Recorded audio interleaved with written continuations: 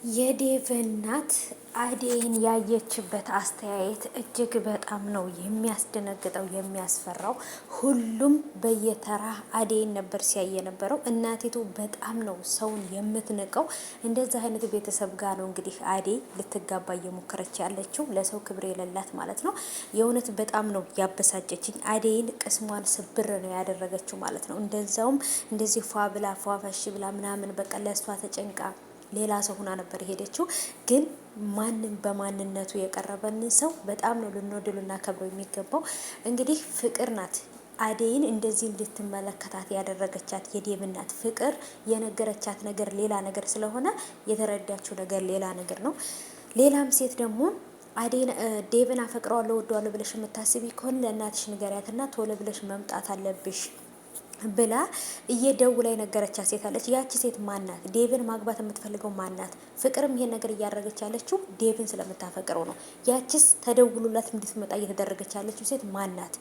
ሰላም ውድ የተከበራችሁ የቻናሌ ተከታታዮች እንዴት ናችሁ? ከኔ ጋር ሁሉ ሰላም ነው። ሰላማችሁ ብዝት ትርፍ ይበልልኝ ባላችሁበት ውድ ቤተሰቦቼ። ለዚህ ቻናል አዲስ ከሆናችሁ ሰብስክራይብ አድርጋችሁ ቤተሰቡ ነው። ነባሮች ዌልካም፣ እንኳን በሰላም መጣችሁ ብያለሁ። ዛሬም በድጋሚ የአዴይን ድራማ ይዤላችሁ መጥቻለሁ። ነገሮች እጅግ በጣም ከጠበቅናቸው በላይ ከባድ እየሆኑ ነው። ዴቭና አዴይ በጣም ትልቅ ፈተና ውስጥ እየገቡ ነው። ይህም ነገር የሆነው እንግዲህ በዴቭ እናት ምክንያት ነው።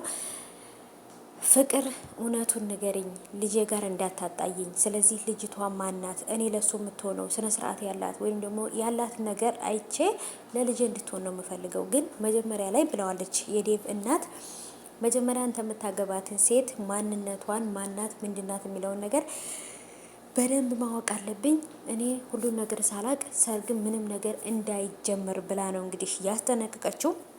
ዴቭ እውነት ለመናገር የእናቲቱ አመጣጥ ለሰርግ ነበር የመሰለው እንጂ ገና አዴይ ትሆነዋለች አትሆነውም ብላ ለማየት ነው ብሎ ለሌላ ሰው ልታጋባው በቃ እየተፈጠረው ነገር ፍቅር ጋር ተደዋውለው ይሄን ነገር አስበው እንደመጣች አላወቀም።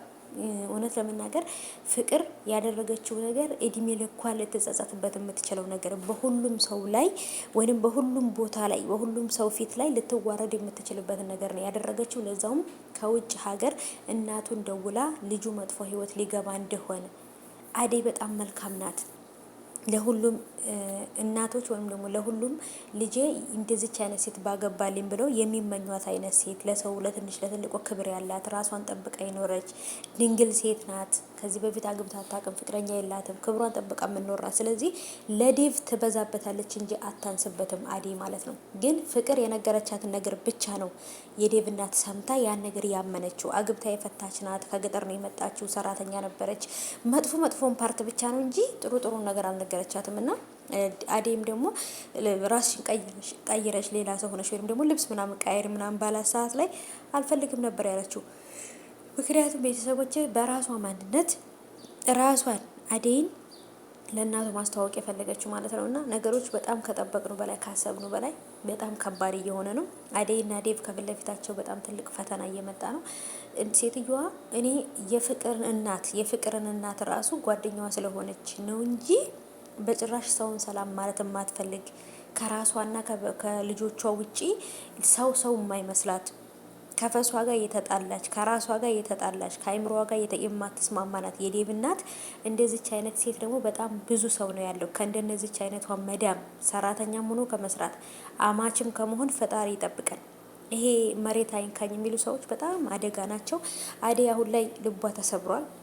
በሁሉም ሰው ፊት ነበር እንግዲህ እጇን ዘርግታ ሰላም ልትላት። አስተያየቷ ራሱ እንዴት እንደሚያስፈራ በጣም ያሳዝናል።